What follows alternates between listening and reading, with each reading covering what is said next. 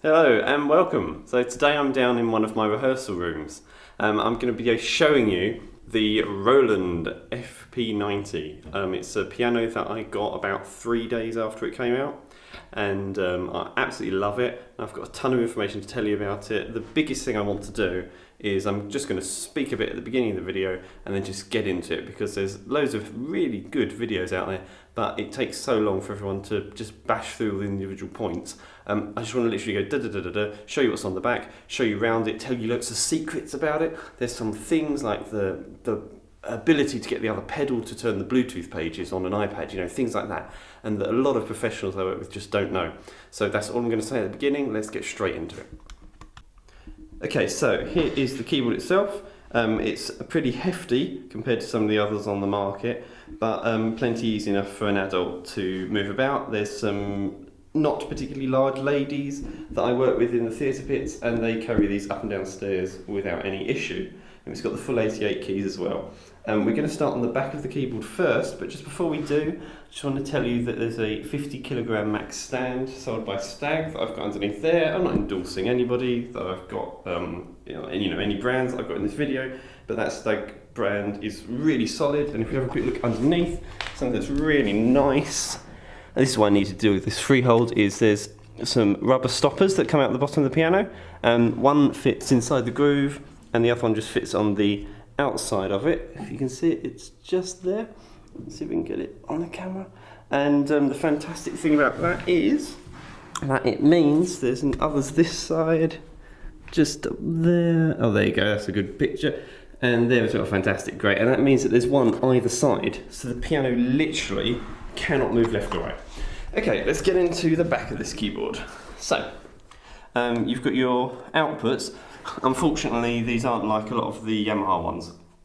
So the output is only through 1/4" jank, which is a bit disappointing, because it'd be nice to have the XLR, be better for the sound guys. This video is for beginners and amateurs and hobbyists, but also I want to definitely appeal to professionals that use this. So I said I'd make this pretty speedy. So your left and right, you just use the 1/4" left when you want your mono. Okay, so this is brilliant. There's a stereo input, so it means you can connect an iPad, etc., anything, any device, via a mini 1/4" through a mini jack. And the fantastic thing about this is that you've also got Bluetooth in the piano. So if you don't want to use it, you can do it totally wireless. And the Bluetooth in this is tough. I mean, it's Bluetooth 4. It's really, hard to get a bad connection, and it goes a mile. So it's fantastic. Okay, next you get your mic and your individual input gain on this. This is fantastic. So a load of instruments like this have inputs for a mic, but they don't then give an individual gain. So this is more like an analog gain, which isn't needed to be controlled through the actual keyboard. So it's really, really good, because it means that you can just quickly whip it up and down as you need. This also feeds brilliantly when you make YouTube videos. So if you use this and you want to do some YouTube videos, I won't do a ton of playing. I will demonstrate the sounds, but I won't do a ton of playing. But I will link, I think that'd be easier. I'll link the videos I've used this in, so you can just quickly hear it. But that is really good, and I'll show you how that gets set up. Okay, so I've now grabbed my Fifine wireless head mic. So this is brilliant. So this is, there we go, the Fifine KO37. Nice bit of information if you're starting out with YouTube videos or you're a professional using this for concerts. So I don't actually sing through this. You can, but it's not amazing, but it's wonderful for speaking through. So when I'm doing concerts with solo piano or with my fiance with our solo group Bella Musica with our saxophone and piano duets, this is so useful, because I can do everything I need to. It's totally wireless, and I can just walk about and speak to the audience, and I'll show you how that works, but I want to show you how it plugs in and everything like that. So if you're just using a wire, you can set up your mic and you just put the XLR, which will go in the end of the mic, into here, which will go obviously in as a 1/4" jack. So that's nice and simple, and it works beautifully. Like I said before, you can even record out of it, and you can record out of it from the output mono and also from the front, which I'll show you momentarily. Okay, so let's get back to this. So you pop this in, like so. We don't actually need the aerial today, but we'll just put it on for good measure. Okay, so that's there, and then I go back to my wireless receiver. These are so good, these 5-phone ones, quite cheap, quite inexpensive. Okay, there we go, and I'm going to pop that on, and I'll show you how that sounds. Okay, so I've just set it up, and when you're hearing me now, none of this is DI'd, and it's quite deliberately DI'd, so even when I test the sounds and everything like that, I'm not going to DI any of it, because I want it to be really natural and really realistic, how this might sound at home, and also how it might sound in a concert scenario. Okay, so first let's deal with the mic. With any kind of mic you're using, when you put it through a piano, if it's close to your mouth, it's not going to be amazing, because you're going to get lots of this, even if you've got pop filter and things like that, just because of the nature of how they are and how these speakers are putting out the signal. Okay, so we're going to put that a bit further away. So that's how we deal with that. We've got two ways of controlling the microphone. So we've got a volume slider, which, and I will bring this in and show you, and also we've got an individual mic volume. Oh, and we've got the gain, so you've got a million ways to do it. So I can cut that off, and now even though this is on, you can't hear it at all. As I increase the volume, so on the fly, you can do that. And you know, obviously if you get feedback, that's actually quite a good demonstration. If you get feedback, you don't have to feel like, oh, I need to go into here. I can just quickly cut it off here, there's no problem. I've then got some individual mic. I'm not going to leave the mic on for the whole thing, so I'll tell you about the mic now. So I've got an individual mic button as well, which I can push, and that gives me some effects. And so I've got an echo, hello, hello, hello, hello. And these echo effects are really good because I can actually change what I'm doing with it. Actually, I think it'd be fantastic if you can see this. So let me come and grab the camera, hold on. Da, da, da, da. Okay, take you off here. Right, lovely, and I'm just going to, because you're really close, I'm just going to reduce the decibel. Okay, so hopefully it can cope with that. Okay, so this relates really well to the back. So you've got a slider here, which is great obviously for the volume, but we're talking about this. So I've got the individual mic volume, so as I push it, obviously I'm getting louder, but I don't want feedback. And then mic, when I push the mic button, you don't need this pushed to make the mic on and off. The mic is always on, unless you do that, okay? So that's actually really handy. Right, so when I push that mic button, it gives me mic effects. So I've got a few different things I can do here, but particularly the echo at the moment is on, so I can take that off, and you can see it's now a really dry sound. When the echo's on as well, I'm just pushing the right to get that, I can then actually cycle through to give me the type of echo. So here's the echo type. So it's like if you're in a cave or a concert hall. Hello! Wow.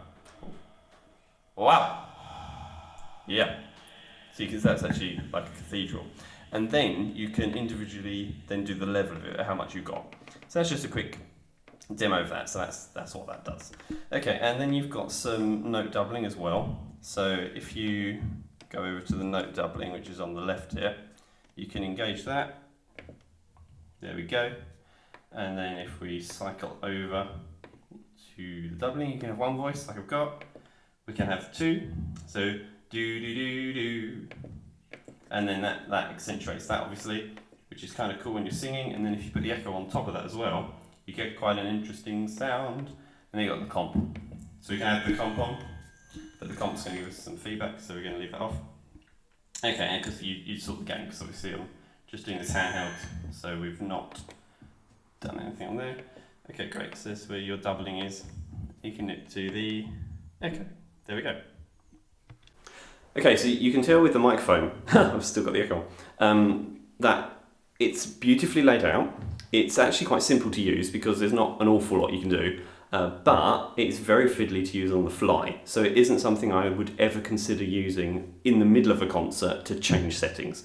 You would have to set it up before and then, you know, go from there really. So you've sound checked it and everything like that. Changing the gain levels is quite awkward because it's behind the piano, but changing the volume, if you get a little bit of feedback during a concert, would be absolutely fine. And that also applies when you're using a mic to sing through. So I've used this to sing in concerts as well.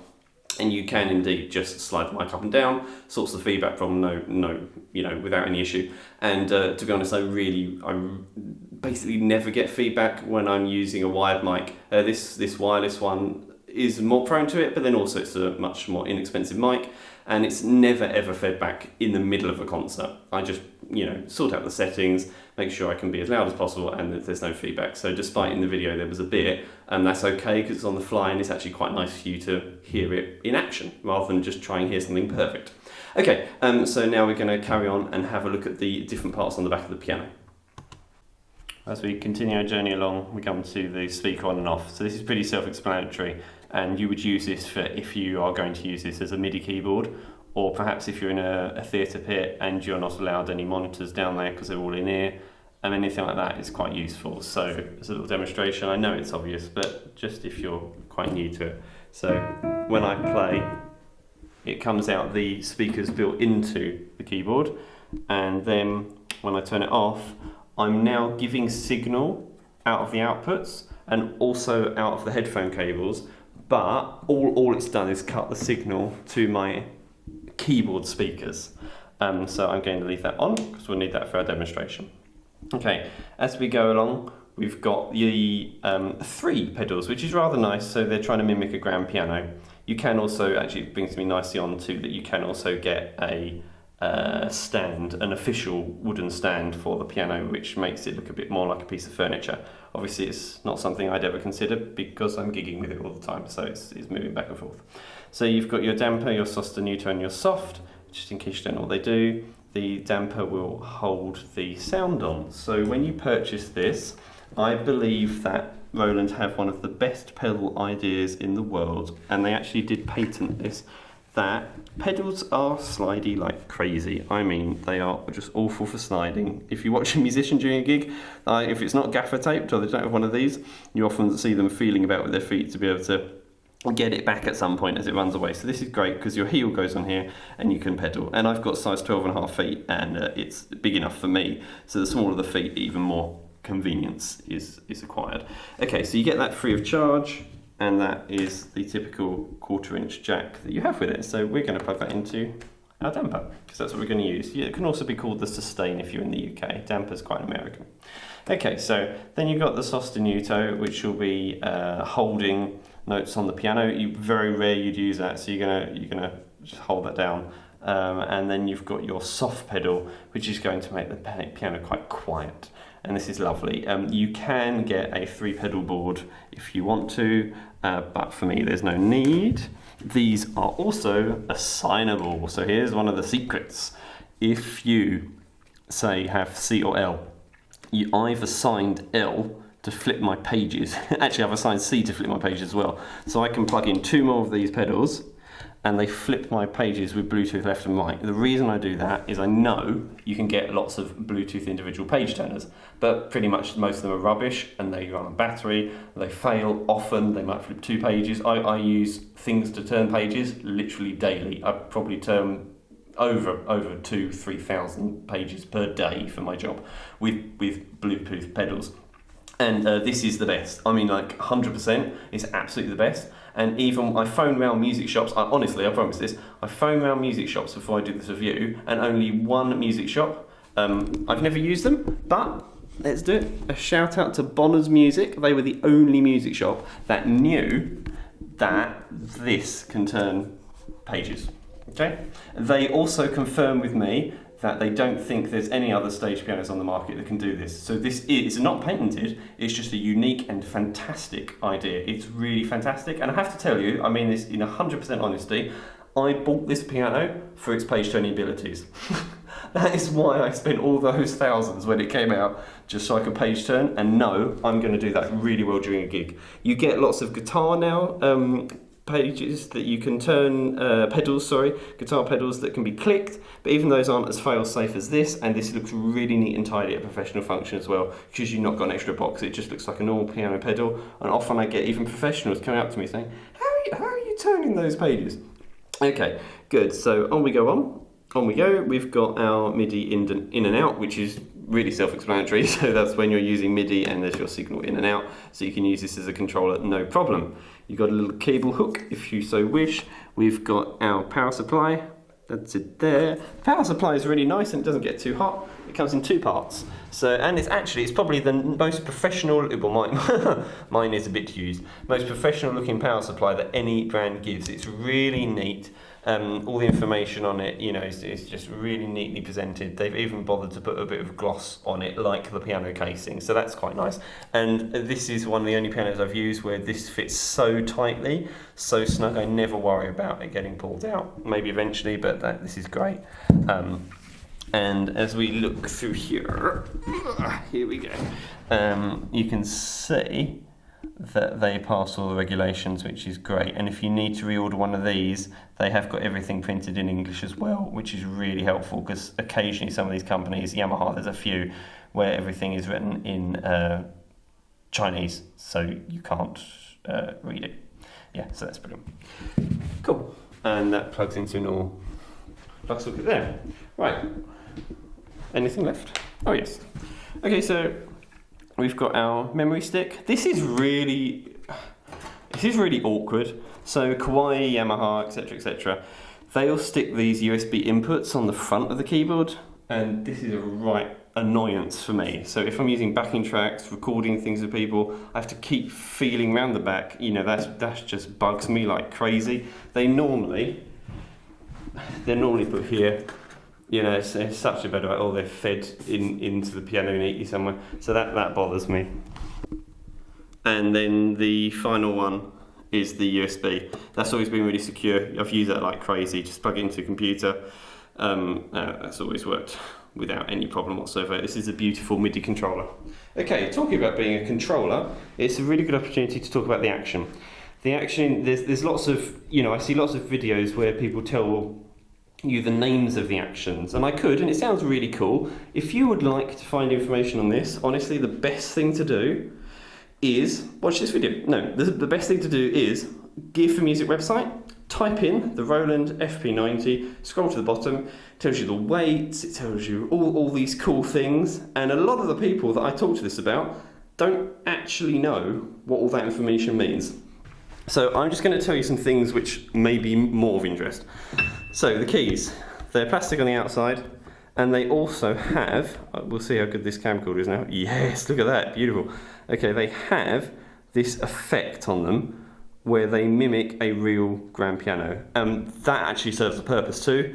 Aesthetically, it looks nice, but it means that when you're playing, if there's any sweat, you're more grippy to the keys. So that's great. And they've also got a wooden middle piece. And another thing about these pianos, here's where the knowledge of if you've been doing it a while comes in. The keys go as far back as they possibly can, right? The longer your keys, more like a real piano, the better the weighting, as a general rule. These also feature something really special called escapement. So as I push this key, it actually clicks here, which is fantastic, and that works with all the keys. So basically that's what a real piano does, an acoustic piano, and yeah, that's really nice to have. It means you can play really solidly on it. Okay, there is one downfall with this piano. When you compare it to the Rolands, when you compare it to the other pianos like Yamaha and also Kawaii, there are many others out there, Korg, this Roland FP-90 is physically more tiring than any other. So this is the only danger point that I talk about. I play pianos a lot, like maybe 5, 6, 7 hours a day. I've played grand pianos, concert grands, Steinways, Yamahas, blah blah blah, you name it. I've played it, even Faziolis, or Faziolis. But this Roland, something is wrong. Once you've played it a while, it's the only piano ever where I wake up and I'm stiff from having gigged with it. My fingers aren't great. I can't play as fast on its keybed. It's got a great keybed, like amazing on paper. And it's beautiful. If you want to play lovely slow things, Giuani, oh yes, lovely. Anything by Ludovico Einaudi. But yeah, there's something that's just wrong. When I play it against my Kawaii, my Yamahas, Korg, you're just super tired. And it's not me. I've talked to other people and all my friends confirm it. I don't know what it is. It isn't realistic. Something in the escapement of it is wrong for playing it physically. But it is right up there at a professional level for mimicking a grand piano, because it certainly feels like it. There's just something doesn't cut it, and that is something you can't try. You will find that like after time. So I would say, just if you're not playing crazy fast things and you're like playing Liszt concertos and that, I would say it's a good choice. If you're playing really big things, you need to gig every day, you could get really tired from playing like classical concerts, really tough stuff, Rachmaninoff all the time. I'd 100% just say no. I don't use it for that stuff, ever. I've used it for that maybe only 100 times, 150 times in classical concerts. No way. It's not good for that. Okay, that's kind of a rant, but it's also I really want to give an honest view, and I'm very much not biased about that. It's corroborated by a lot of professionals that I work with. Right, so we're now going to talk about the front of the piano. I'm going to go through everything individually, and then I'll put it on the stand and I'll play you the sounds, right? Okay, so you've got your power button. Everything lights up with a very polite white ring around it. You can't change the brightness of the white ring. Really annoying when you're doing, if you're on stage on a blackout. Those are really light, okay? The volume is crazy loud. When you go up, you can see I've made little pencil markers. They've actually been there about 3 years now. No, 2 years. Wow. Okay, equalizer. I'm almost always going through some big systems, so people equalize for me. So that's normally on flat. The ambience basically just means your reverb, and you can do low and upper as you're playing. So if you've got a double bass effect, I'll show you all this, but I'll play it to you. But I want you to see it. Your split dual and your transpose. So transpose is an absolute nightmare. Like the Yamaha, you just press +1, +2, all that with buttons, analog buttons. This is ridiculous. You hold it, and then you transpose here. So if you want to transpose on the fly, it's not great. Okay, so you've got these very few options. It's really limited. But you do have a registration bank, and I will show you how to set up the absolute, undisputedly best piano sound ever. I mean, it sounds phenomenal. Okay, you've got your left and right, and you got plus and minus. Your screen is Bluetooth is almost always on. I'm always connected, so yeah. Maybe if you don't connect, you can turn it off. Yeah, but that's fine. And then you've got your exit to get out your features. Your function does a crazy amount of things. So if I press function, this is how you set up the keyboard. You've got the key touch, your tuning, temperament key, piano designer is what I do. And then you've got hammer response, equalizer, Bluetooth audio. You name it, you got it. There's an absolute ton of stuff here. You've even got your recording modes. You can pick to record internally or through a USB. You can format your media in this. They've really thought it out. Oh yeah, here's where you can sort out what the pedals do. So there's my sostenuto. If I want it to be a layer, play, back, bend up, bend down, I can do all these things. And if you keep going, you can even make it for an organ, so rotary, things like that. So that's really pleasant. And that's everything you've got under your function, pretty much more or less. And on your way back, there's not really anything else to tell you about there. While I'm here, I'll tell you about the piano, because then you can see it. Okay, so my registration 1. Let's come out of this. Okay, so registration is flashing. I'm going to pick piano. Here's my piano sound, and this is what I believe to be the absolute best piano sound that is possible. Okay, so let's have it. So I've got it on piano touch. Function. Here we go. So my key touch is on 35.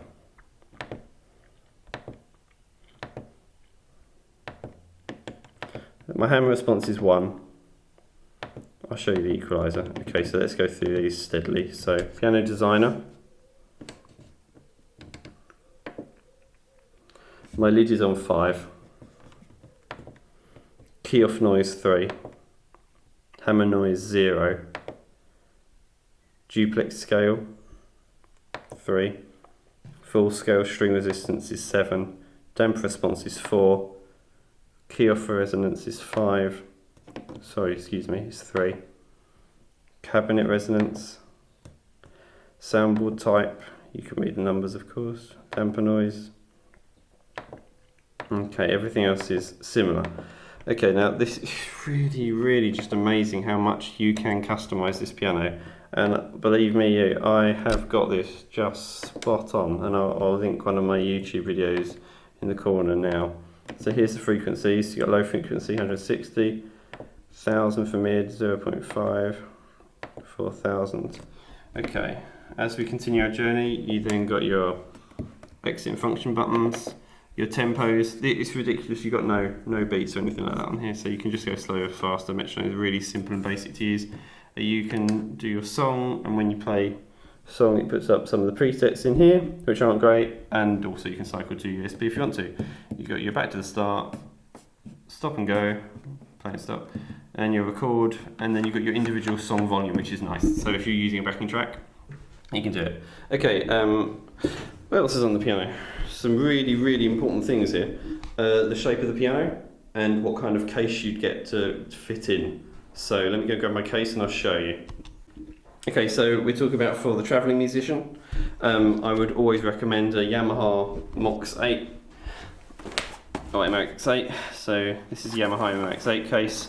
The piano fits in it so beautifully, much nicer than any other piano on the market for sure. The rounded edges, the roundness here and the roundness here, it just slides in the case. It fits, doesn't matter that it's Yamaha, you know, obviously it's a professional case. Let's just show you what's in it. So simple. They've just got foam padding at the side, really basic. But something that's amazing, soft case that comes with wheels. Yeah, this is a big weight to lug about if you've got a hard case. I've got a Gator 88 case. You can get a Gator if you need to fly it or put it on the bottom of a van, but I'd say for most people, especially West End musicians, you're going to want this. It's so good, there's no other case that's as good as this, and they're not expensive as well. So this is the only second one I've needed in 6 years, and I use it daily. You've got the zips will go, eventually these will break off. This is relatively new, it's only about a month old. Yeah, all the zips are broken off, everything was flapping everywhere with the other one. But it's the most well thought out case that you can possibly get on the market. You've got your hand holds with 2 of them on top that you can slide into a van. You've got your single one, which you can then tie up if you're carrying extra weight. You can also fold the stand down, so it looks like this. This works on a screw system, which is much better than some of the others. So you can fold it like that, and it fits really neatly. Yep, there we go. Okay, so that's talking about the case. That's what I recommend. Okay, back we go to the music rest. So a lot of people break these and things like that and call them music stands. They're not. They're called music rests. So that's why you can't find it if you Google it online, and you can't find it. So that slots in there, and then you just screw it up. Voila. It's a really good idea. It's much more sturdy. It means you can turn the piano upside down and it doesn't fall out. Which is really common, you know, if you're in the theatre, they need to get stuff out of the way, something's coming through, pop the piano up on the side, yes, it's necessary, you can leave the stand in. It doesn't work with other things, and also it means that doesn't get that really crazy annoying thing that happens with Casios and Yamahas and Kawai, where they go in with a little stick and then the stick gets stuck because they're going into plastic and not metal. Oh, it's so annoying. And so yeah, they really got this, it's nice. Okay, what else we got? Right, okay, so next we're going to show you how you do the Bluetooth. And this is really cool. This is one of the piano secrets. So we're going here. So now I've got 2. Gained a brother. Or a sister. Okay, grab my iPad. I'm deliberately doing this handheld, like I said, because I really wanted it to be interactive, rather than me really far away and everyone's like, what's going on? Oh, passcode. Okay, so we're going into full score, and you can see now Bluetooth. It's literally so easy to link up. You just go to function, and as you cycle through from left to right, you're going to have Bluetooth audio. You will then, it's a bit dirty.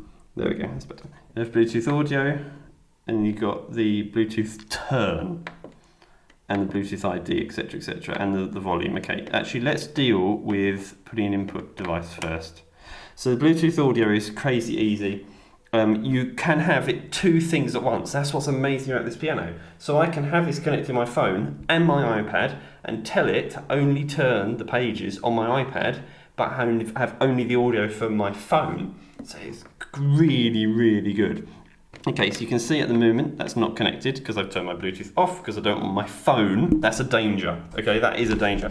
One of my mates once, when we were practicing, so it was just a dress rehearsal, he put the Star Wars theme tune blaring out through my speakers because he connected to it with his phone. So you can get audience coming out of here if the keyboard's left alone and they can quickly nip and get the ID code.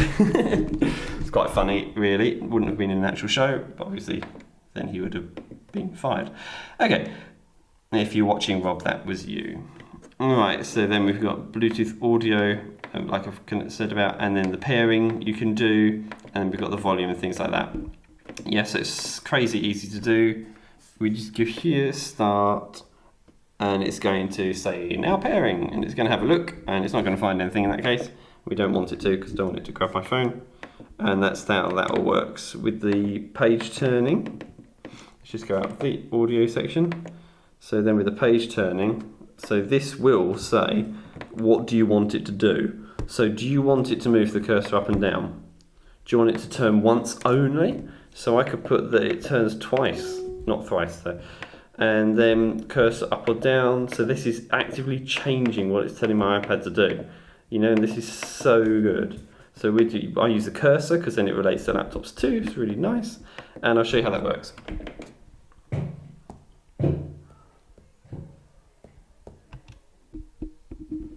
Okay, so here's the, sorry, I had to restart because I hadn't plugged the pedal in all the way, so it wasn't working. Okay, so here's the pedal. As I push, ta-da! Look, no hands. Yep. Oh no, there won't be hands on the keyboard anyway, but they've been there. Okay, so yeah, that goes through, and it's really neat. And I'm pressing the pedal really hard so you can hear I'm doing it, but you can do it without noise. It's great for live recording too. Fantastic. Boom. Okay, so I'm well aware that there are a lot of things I can't do because of copyright claim. So I'm just going to make everything up on the spot today, improvise. And I'm going to show you, first of all, what their piano sounds like. So this is their concert piano.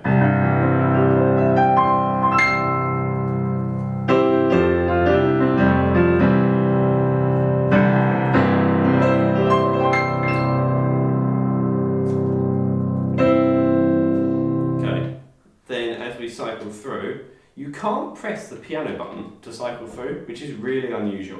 You have to press the piano and then go plus or minus. The other thing actually that's really nice, I should have mentioned this earlier, is that keys on the keyboard is totally flat. So you've got no dials, which is brilliant. So all these are inlaid, all these buttons and that are inlaid, so it's a totally flat surface. And you've got sliders when they really need them for the volumes, yeah? Eventually we'll have touch control, but we've got sliders still this day and age. So it's really limited that you're going to break your keyboard when it's in a case or anything like that. Yeah, so that's a super good point. Great, as we go on, we've got the ballad piano.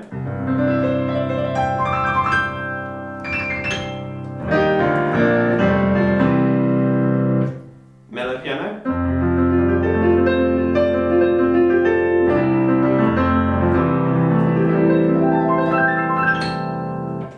Bright piano.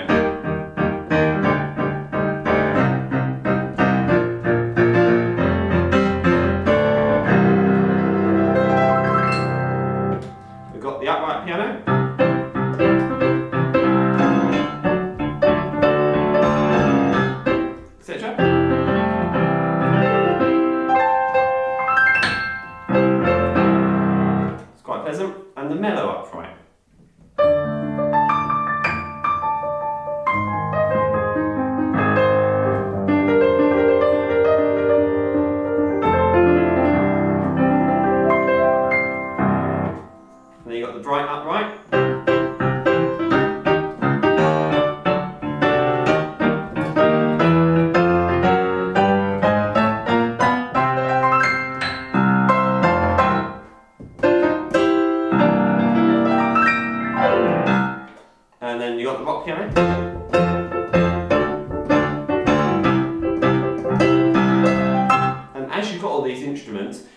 of course, we're doing the equaliser, so you can make it loud and soft as you wish to, which is pretty cool. So that was sounding it piercing to me. So I've just gone for my high equaliser, slide it down.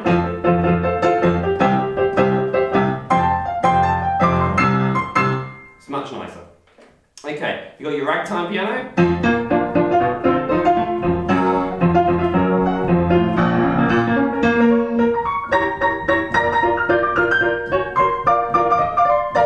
Etc. And you got your bright forte.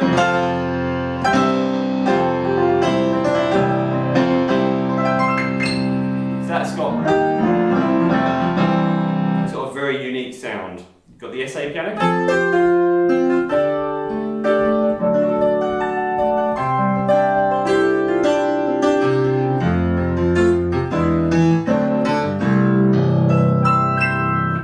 And you've got the 70s E electric grand, which is really cool, like these.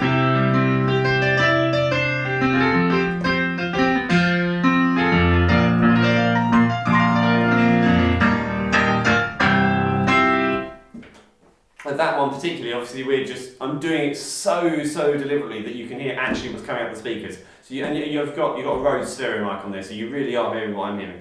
When you pop these through the computer, they sound even better. And I'll put a link certainly above me somewhere now. I'll put a link that actually no, scrap that because I don't have to do it. I'll put a link down in the description so that you can nip to one of my videos where I'm only playing on this piano grand that I've set up, so you can really hear the difference in sound. But a lot of people are going to gig this live, so I had some comments in the past when I did some of these where people were saying, "Oh, can you not just do all DI going through an input analog?" And I'm like, I could, but then you're going to hear what it sounds like on a track that you record, which is cool. But a lot of the people I work with are live musicians, so this is more useful. And then you've got harpsichord.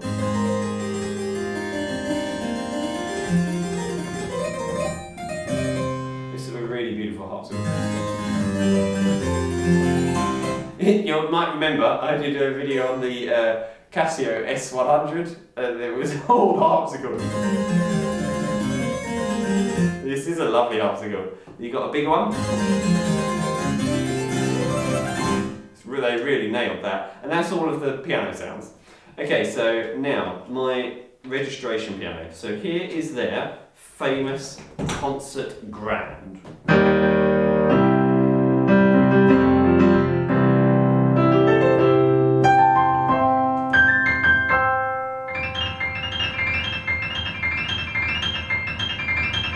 You can hear that as well. I said, didn't I, about the key bed, right? There are a few notes. That's crazy, because I do concertos and stuff. There's a few notes I'm missing here, and I am 100% playing it right. But the piano is just not. Something is wrong with the key bed there. And I have played tons of these. Maybe 20. I've played a lot of them.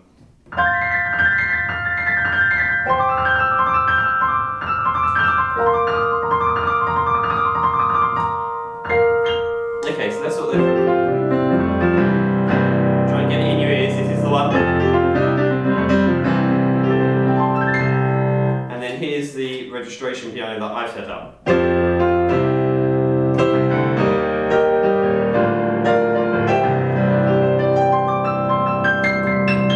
So the top is now really a bit more like a Steinway kind of.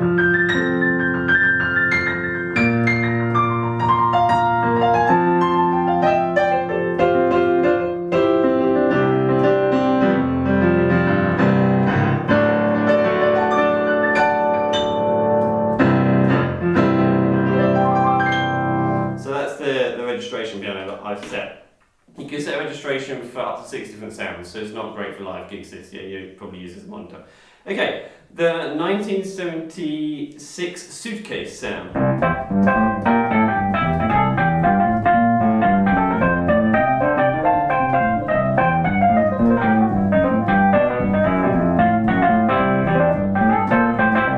It's lovely.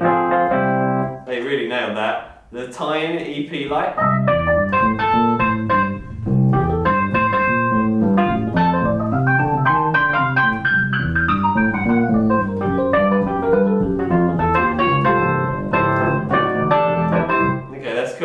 You got slide dyno.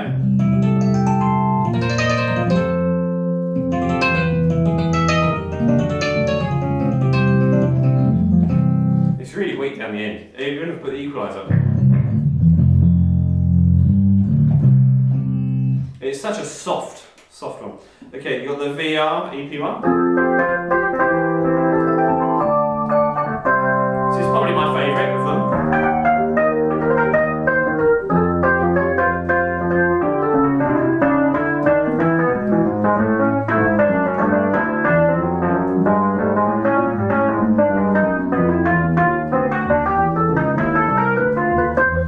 I've heard that used a lot in the jazz where they're going to like hypno crazy music. If you want to hear it play normally.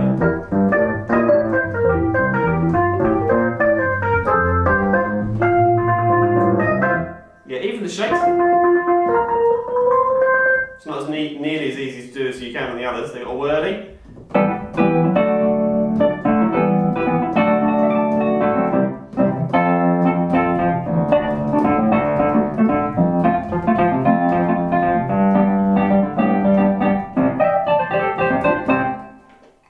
Pure whirly.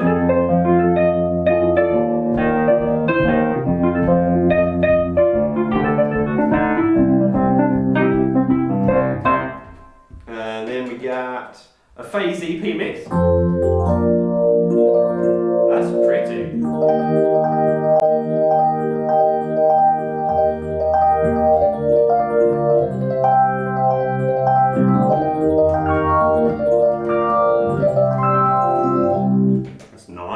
Oh, the 80s FM EP.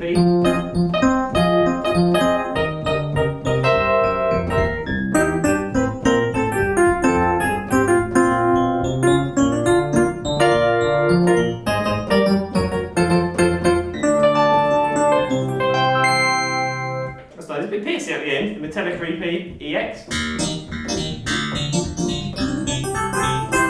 This is the one that thinks it's a clav. Oh no, I mustn't play with anything we know because I'll get a copyright claim.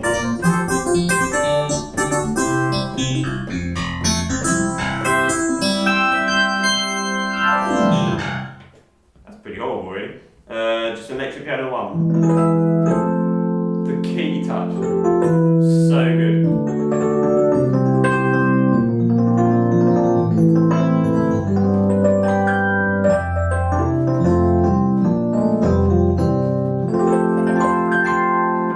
Fantastic. You've got the EP stack.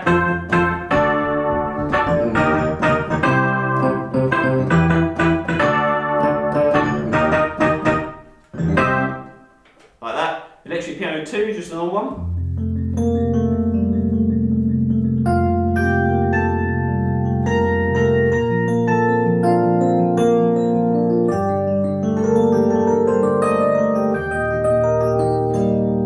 It's pleasant. Tremolo EP.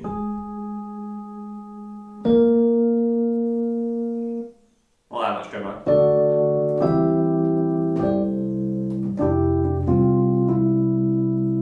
What? That's disappointing. EP bell.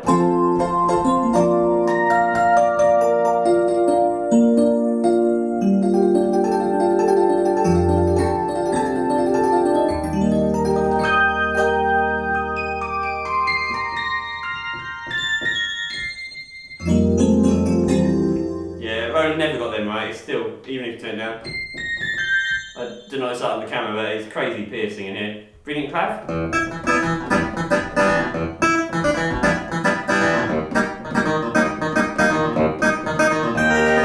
So difficult not to play Stevie Wonder, but I'm really trying to play super boring stuff that will show it off a bit without getting any copyright claims.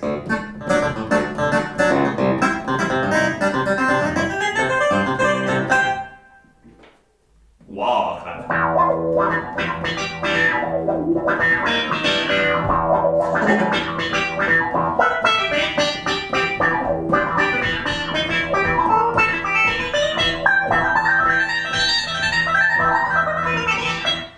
Okay, so it's very cool, and I stopped enjoying it after about the first 10 seconds because it's so random.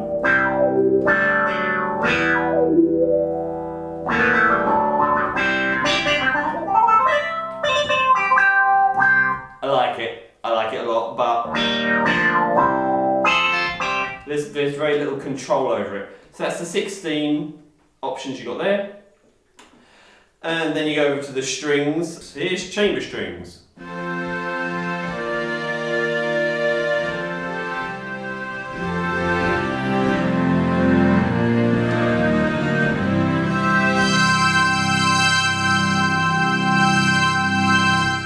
Something that's really cool as well, I'm sure a lot of professionals know it, but certainly my friends didn't when I told them about it. If you want to do a sforzando and you don't want to lose your bass and use the volume, on here with an equaliser, you can put down the high and the mid and keep the low where it is. It gives this amazing...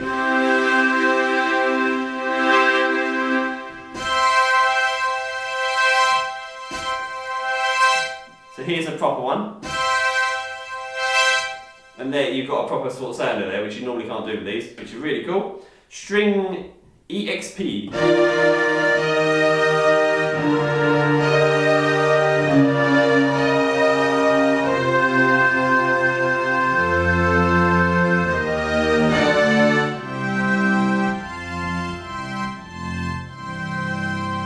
So it's really different. In their electric pianos, I feel like I've got very little control.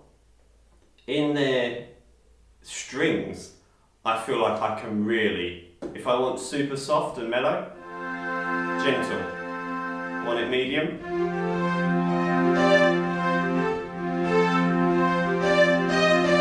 I can basically play everything medium. You could hear some notes are popping out. When I'm giving it more, it's giving it back. So I'm going.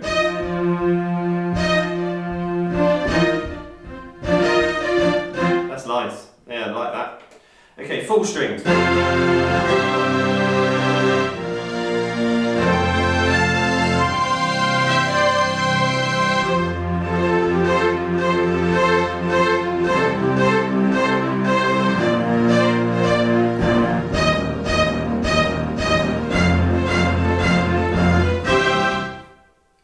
Sounds pretty horrible. Yeah, I was very excited to start, and then I was less excited. Strings 4, 1.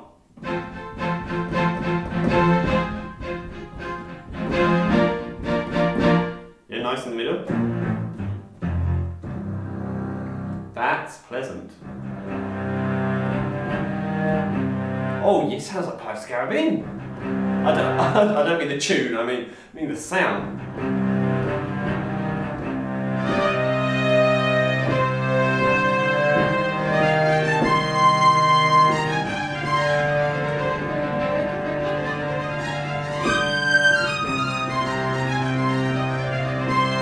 Quick as well, that. Nice, like that. Epic strings. See how epic they are. They're not that epic. They don't cope. I promise you, I'm playing each of those notes perfectly, but it's not having it. That might not be their sound, that might be the Roland keyboard. It's okay. Rich strings.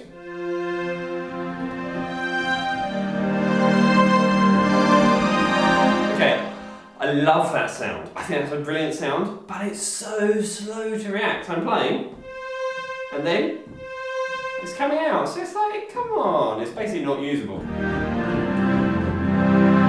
Okay, we'll do something in a fast tempo. It's never getting into its sound properly because you need it to grow. Orchestra. Oh wow. Okay, right. So.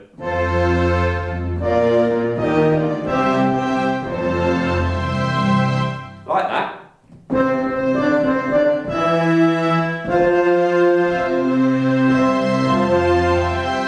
If I push harder, you get the trumpet. Trombone. That's still a trombone. That should be a tuba, but it sounds like a bass trombone. B flat tuba.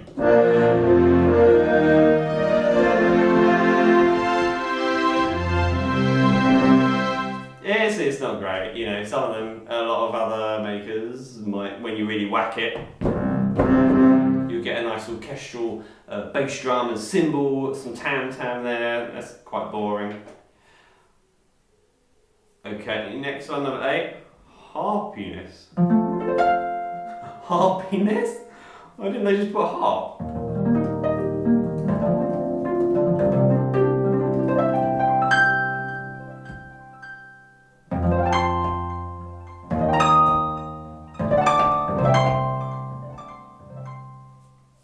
That's unusual. Orchestral brass. Okay. Okay, something Roland, they always get their brass right. They always do.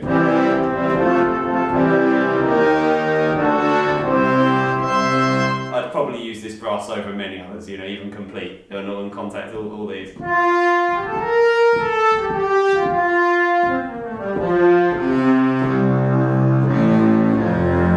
Someone has put in effort for this.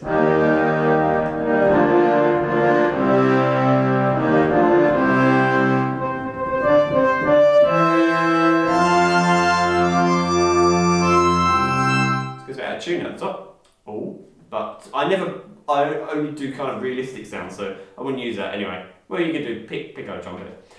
Symphonic strings.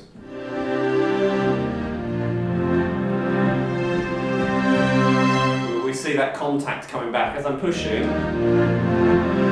These sounds are responding faster. Number 2. It's the same as symphonic strings 1, but more mellow. And that's it. You only get 11. Bit disappointing. Okay, so when you use the organs with this, you're going to need to use a swell box or swell pedal because you are limited to only one volume. Others, like Kawaii, when you play soft, it plays soft, and when you play loud, you play loud. Now that isn't what happens on a real organ, okay? Just so we're straight. On a real organ, you play only one volume, and you do the volumes with your feet, soft and loud.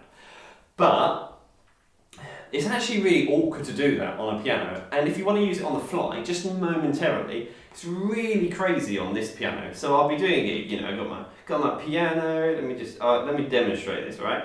Okay, so I've got my piano, it's 12 bar blues, that's safe. And then I'm going to do an organ solo. The Rose mic is probably being really good and dampening that down, but it's just going pounding my ears because it's stuck at one volume. But you can use a swell pedal to get around that, but not great on the fly. You need to prepare yourself. So here's the number 1, the B organ solo.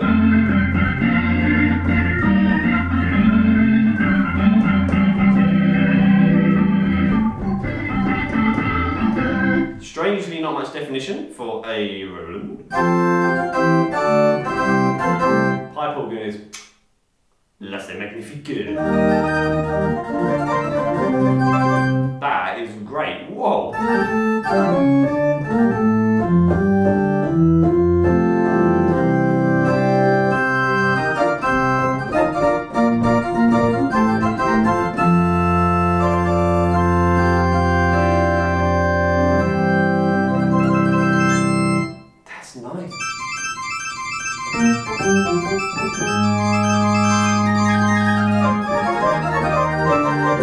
It copes with fast stuff as well. Nice. Okay, Nathan, 8.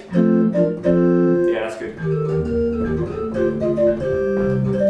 I trained, well, one of the places I trained was Canterbury Cathedral, so I'm very picky with my organs. This is a nice one.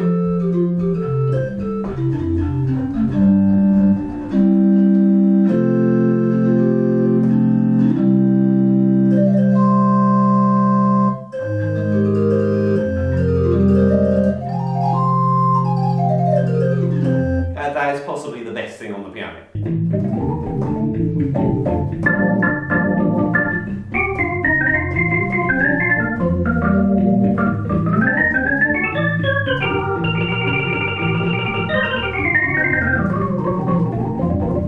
We can hear the click.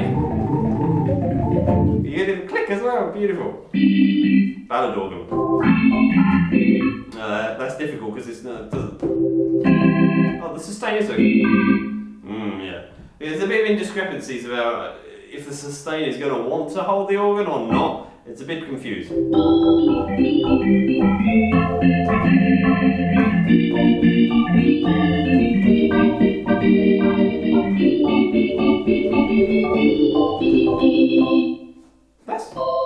Yeah, it's really pleasant because when you go high, it doesn't go piercing, they keep that melody. It's beautiful. Church organ.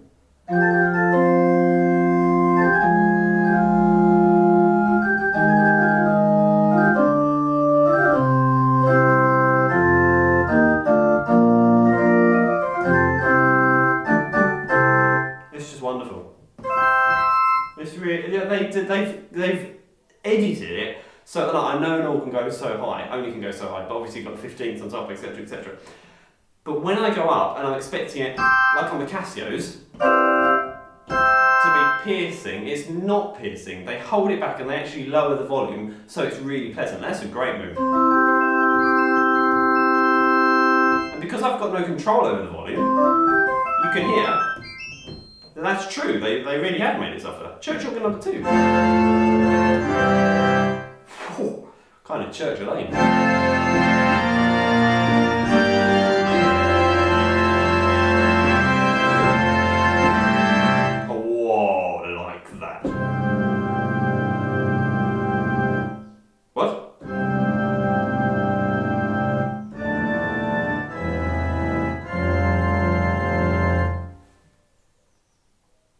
Out of tune.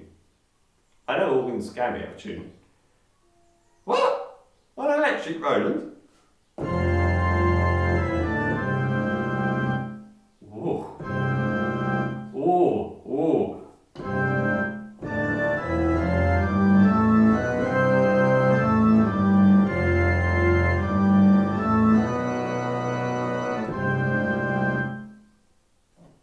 Confusion. That's dreadful, that is. It's nice up to the A.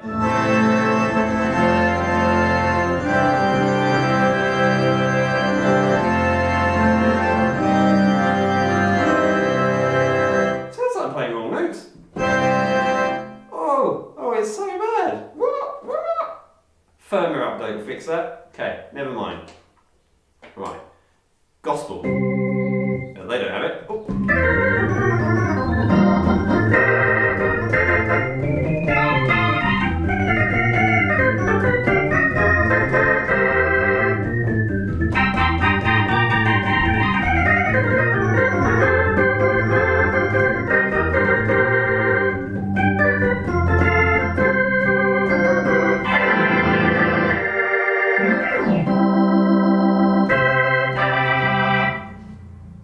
It's okay, pretty good. It's a bit annoying I can't change the volumes enough, and even when I swell it, it just doesn't act like a real organ. Okay, full stops. This is like the preaching organ, call it. It's not offensive, very, very true. So if someone's speaking, turn it down low.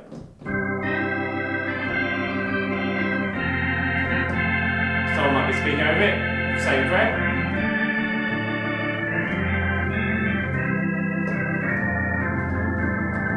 That's pretty much all they're good for. You wouldn't go all out with that much. Mellow bars.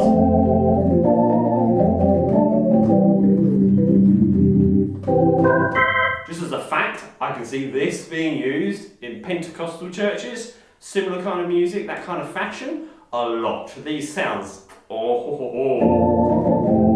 at that. Very briefly, I did a gig with the London Community Gospel Choir, and the guy was on it with these kind of sounds.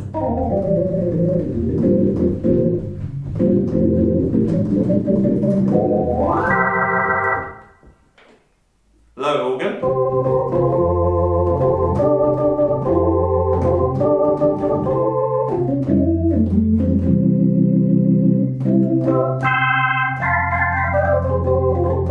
You can hear the click nicely, but it's nothing special. Light organ.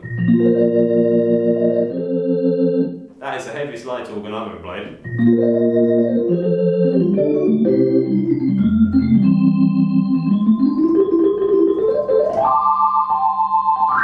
There's definitely some problems with, like, they've set individual sounds up beautifully, but they've not followed it through, so I'm just laughing because the next one's called Animal Mode. What on earth? Okay, that I'm going to have to turn down. I can't cope. I'm trying to play everything at one volume for you. I can't cope with that. That's crazy loud. Animal Mode.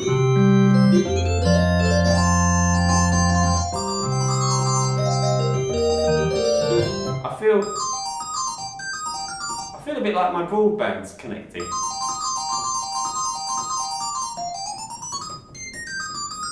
That's definitely got its place in music. That sound is quite unique. I can see a lot of people going for that. Surf Monkeys.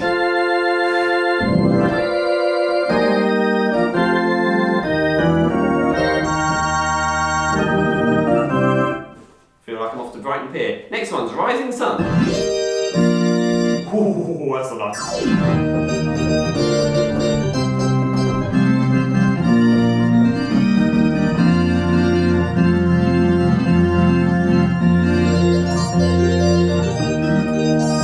I feel like the bass is kind of dominating. I'm going to do my equaliser a bit.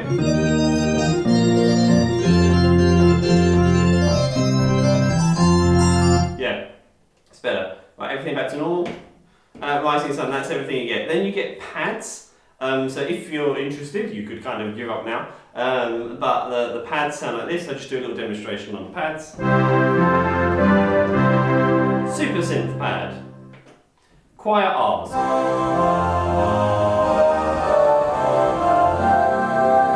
Choir R's too.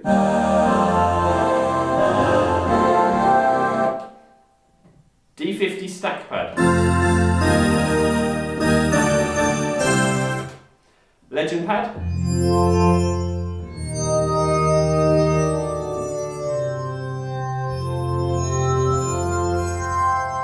Not for me, but I definitely appreciate that sound. That's lovely. This is the voice of heaven.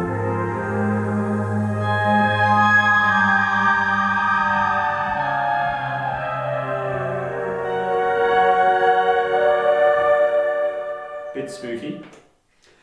So I'm going to say actually, when you switch pads on this, right, it cuts immediately the other pad off. Some companies don't do that. Like there's some clavinovas I know for sure. As I'm holding a sound, say it's brass orchestra, brass horns, and they're going along, and I switch to orchestra, the horns still are going with their sound as the orchestra's coming in. This is just like very electric, like no, stop, we're doing the next one, done. Next one, kind of thing, you know? Here's New Jupiter. Obviously, Roland is super famous for New Jupiter, so we know this is going to be great.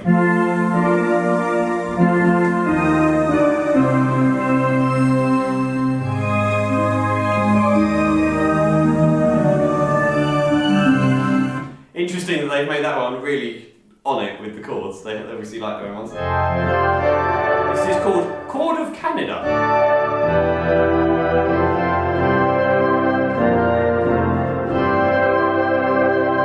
Beautiful. Next one is JP Strings. So JP Strings again, this is going to be fantastic.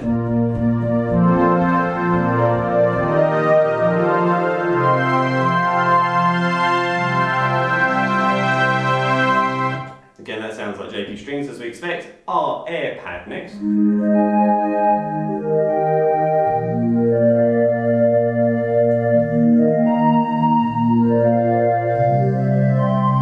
That might layer beautifully with a concert piano. So you can layer only two sounds at once on this keyboard.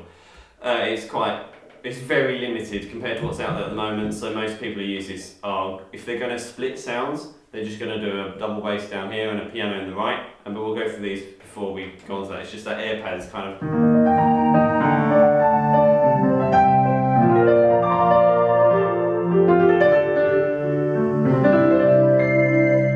Some weddings actually, that's really.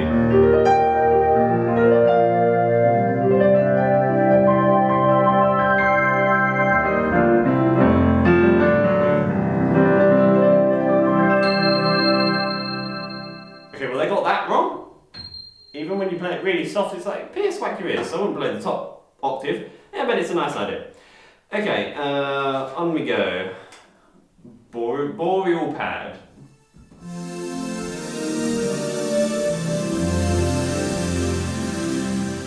They fade so much into each other, they're not particularly usable. JP8 hollow.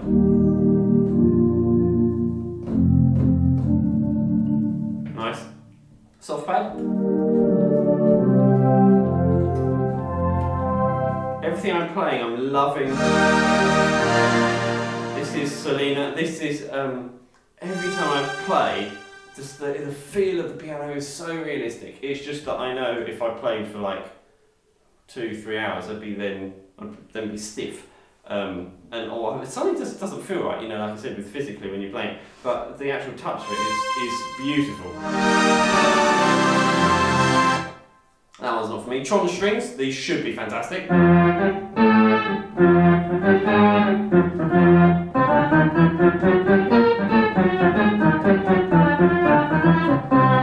feel like Chick Corea using Tron strings.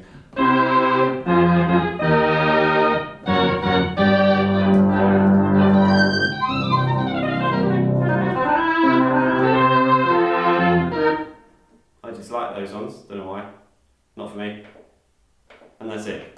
Okay, then, and in other, there is, as far as I remember, a vast range of things you can do. So we're going to go through these so we complete the set. And this will be every sound on the keyboard. So, super saw.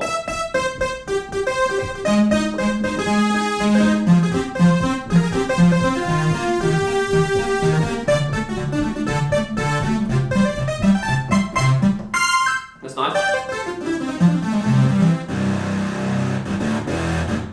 You know what that can be used for? Bit of jump. Okay, trance synth.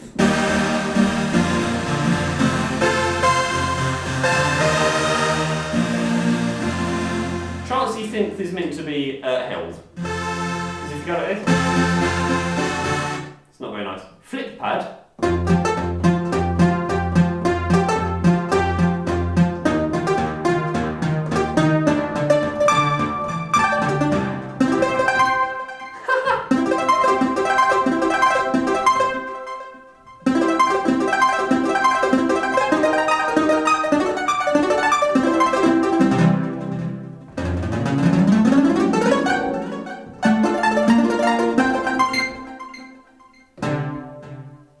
Feels like you're playing Pac-Man, like that. Very, I like that. Like, that's funny. You can still have fun with this even after all these years. This is the D50 Fantasia.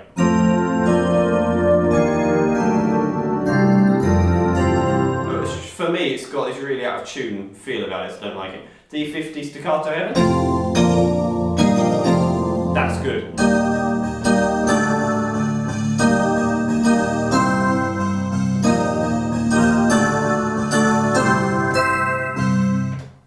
Future pad.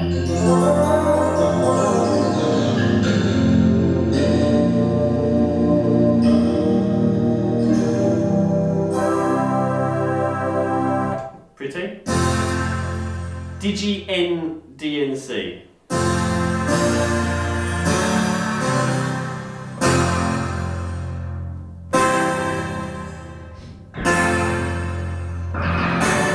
Whoa.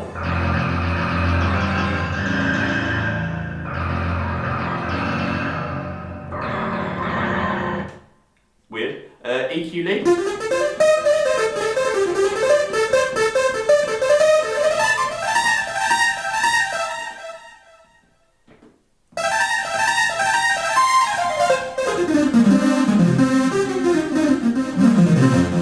That reacts like crazy, that's great.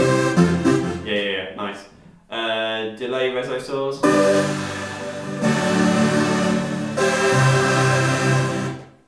I don't like sounds like that. It's okay. It's nice. Strawberry flute.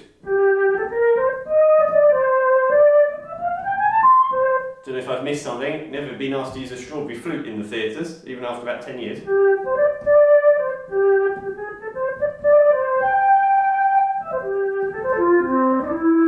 Weird. Jazz scat. It's wicked.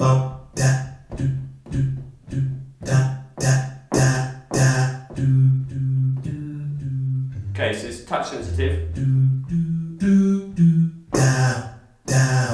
Oh.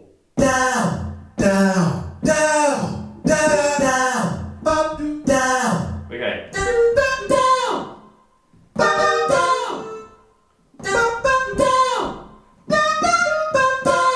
Okay, this is crazy. So for my students, if they can't get their touch correct, I could get them to do this exercise, because if you've got one finger not pushing as hard as the others, you get this.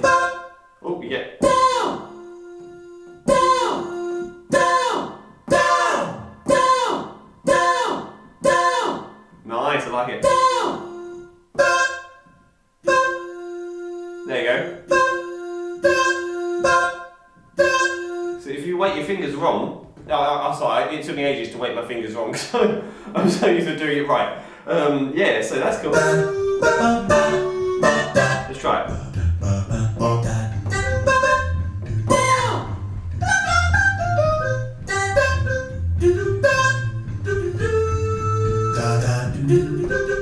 Oh, got a bit down. Okay, like that again, like with the Yamaha Genus and things like that, you don't get this weird inconsistency. It's a great sound, but it is inconsistent, so it's not really usable. Okay, acoustic bass.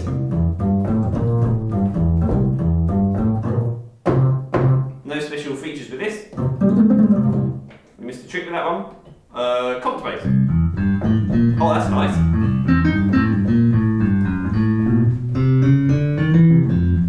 Nice. Standard drum set.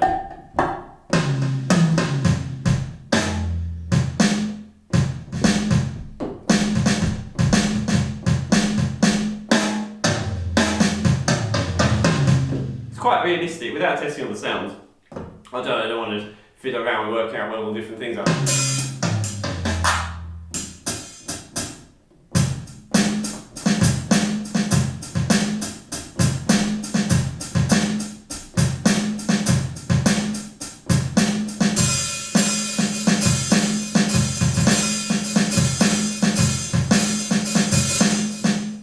It's alright, nice.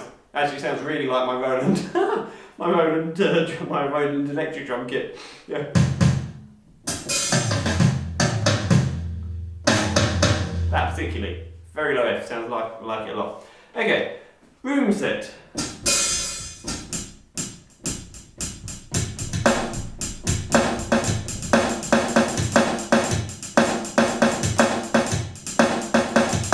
That's nice.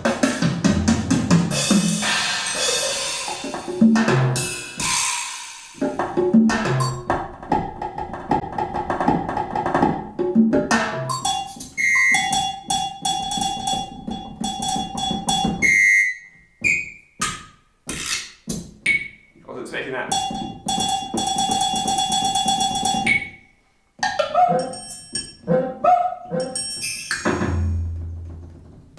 Got nothing up there. Okay, and then you got power set.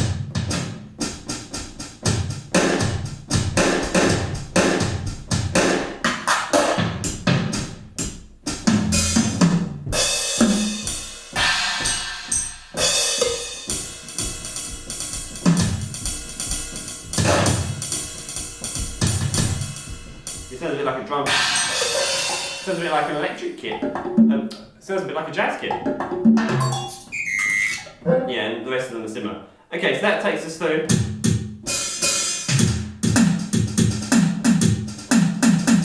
Okay, so and then there's an electric set and an analog set and a jazz set. And you've got millions and millions of drums. Okay, then the other, it goes on and on and on and on. So there's loads of these, so I won't demonstrate all of these because it's absolutely crazy how many there are. So, as you go through the piano, there's loads of sounds which you may think are missing, like a vibraphone.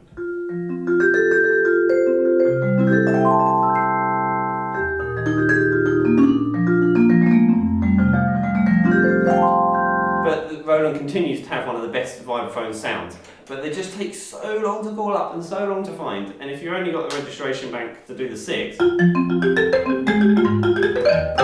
the marimba and things like that, that are so good. Xylophone, got tubular bells, you know, lovely. But church bells,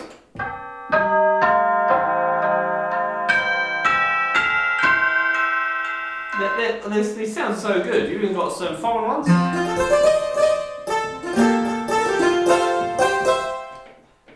Yeah, you've got tons and tons and tons. So I'd look them up, Google them. If you get your hands on one, if you really like the sound so far, obviously you'll probably know enough for if you think you're interested in getting it.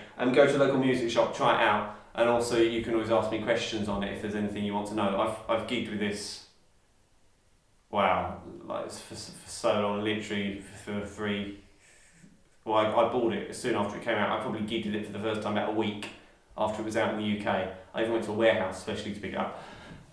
Yeah, so I know a lot about it. Any questions, just feel free to ask. I'll just leave you with the split function. The split function is hardly going to be used unless you're doing piano and double bass. So I'll show you what piano and double bass sounds like. The really annoying thing is you can't pick your own registration and then do your own sound over the double bass that is in here. It's just so fussy. Eventually you think, wow, I'll just get something else. But if you just want all the individual sounds in the organs and the ability to put Bluetooth through it, and the pedal, the flippy pedal page turner, which is really important. It was important enough for me to buy this. And the nice circular edges, so it fits in cases it's not many able to fit in comfortably as well. And the great speaker system, it's got so much wattage, the speaker system just whacks it out there. Again, if you want to know anything specific details, I could just look it up on Gear for Music and tell you, but if you're that interested, go on Gear for Music and read through the whole list. This whole list of technical specifications you can enjoy looking through. Yeah, I'm not endorsing Gear for Music. You don't even have to buy it from them, but their list of information is the best in the world. There is nowhere else that has so much information that's put into selling products as Gear for Music. They've really nailed it. Okay, so let's have a listen to this concert and acoustic bass, and I'll leave you with this.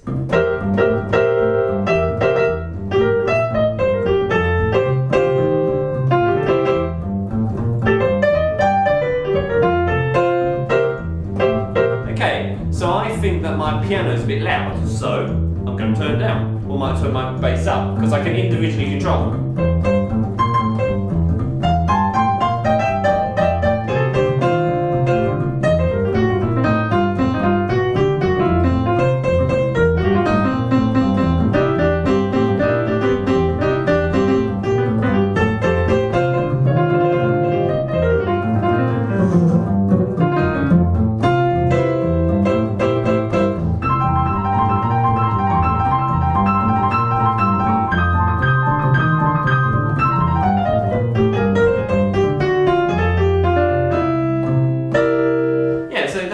Anything crazy hard, just enough like that to demonstrate the sounds is pretty good. I thoroughly enjoy using this keyboard.